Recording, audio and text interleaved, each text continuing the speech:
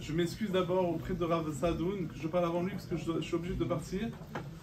Et je voulais juste, comme le Rav il a parlé de Shevet Achim, sachez que vous êtes une Keila spectaculaire. Et je voulais parler moi par rapport à Rav Arroas, parce que vous savez que votre Rav, il est venu à Marseille et il a fait un carton à Marseille. Tout le monde a parlé de lui. Et mon frère il m'a dit, bon, je le veux à Marseille. Donc, on lui enverra les vidéos du groupe à ton frère. On enverra les vidéos du groupe. Je suis là, Rabotai. Non, mais il va recevoir les vidéos, ne vous inquiétez pas, son frère. Je suis clair, c'est pas qu'il va partir, mais pour montrer que Mamash, vous avez un Rav, vraiment, il faut profiter de lui. Parce que c'est vraiment un gadol. Ouais, avec le Tsevet aussi, qui est des rabbanim, les autres rabbanim, Rav Saadoun, etc., tous les autres rabbanim, Mamash, vous êtes une Keila, Mamash, qu'on peut être jaloux de vous. Et justement, dans la paracha de la semaine, on voit que Baruch Hu, il s'est dévoilé à Moshe Rabbeinu dans le ciné, dans le buisson ardent. Et on voit que le buisson ardent, elle est nous chal. Et nous cale. C'est-à-dire qu'on voit que le buisson ardent, il n'est pas, ça brûle, mais il n'est pas consumé. Il faut comprendre c'est quoi ce Inyan. Alors, Rav Travers et Rav Shapira, il expliquait toujours que Béhémet, le Inyan, il est comme ça. En fait, il y a deux feux. Il y a le feu d'en bas et il y a le feu d'en haut.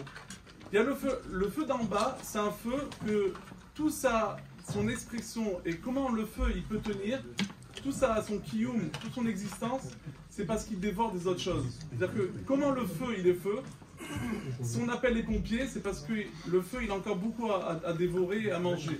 Mais dès qu'il n'a plus à manger, le feu il s'éteint. Ça c'est le feu d'en bas. Mais le feu d'en haut, c'est un feu que sa maintenance, son kiyum, il n'a pas besoin de dévorer. Le feu d'en haut, c'est un feu qu'il tient sans rien avaler. Au contraire, il fait tenir les autres choses. Et ça m'a fait réfléchir Shabbat. Moi je dis ça parce que Shabbat j'ai réfléchi et on le voit vraiment entre le corps et le neshama. Quand on a un gouffre, le gouffre il mange. On a besoin de manger. On demande à quelqu'un de faire le régime, il a du mal. Et si on arrête de manger pendant 2 jours, 3 jours, 4 jours, une semaine, on meurt. Pourquoi on meurt? Parce que le gouffre, comment il tient? Il tient, c'est comme le feu d'en bas. C'est-à-dire qu'il a besoin pour exister, il a besoin de dévorer, de manger. Alors que la Neshama, c'est le contraire. On voit que les rabbanim, les gdolim, ils jeûnaient, la majorité du temps, ils jeûnaient, ils ne mangeaient pas. Pourquoi? Parce qu'ils ont fait, comme il a dit Rav Arroas, ils ont réussi à faire la synthèse entre le gouffre et la Neshama, la connexion totale. Et je pense que c'est ça Moshe Rabbeinu. Moshe Rabbeinu, c'est quelqu'un qui... On parle du sné parce que c'est la personne qui a su s'effacer totalement. Moshe Rabbeinu, c'est pourquoi le sné? Le sné, ça fait référence à l'effacement total. Le Rav Arroas, si on peut dire, si je peux me permettre de parler sur Rav Arroas, c'est que Bémet, votre Rav là qui est là, c'est un Rav qui est présent tout le temps.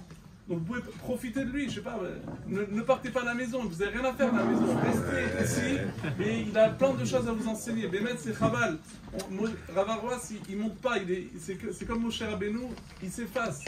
Mais quand il arrive à Marseille, c'est là qu'on voit, c'est là qu'il s'exprime complètement. Et Mamash, de partout, il a fait des shurim, dans les séminaires, dans les cours de femmes, des cours d'hommes, de partout, il a fait des cours. Et ça, c'est là qu'on voit, c'est quoi un gadol. Moi, si je vais à Marseille, personne ne va me le calculer. Mais Rav Arroas... Non, c'est pas vrai, ta mère sera là pour toi. Rav Arroas, Mamash, Rav Arroas, dès qu'il est arrivé, et donc moi je pense que c'est ça le message.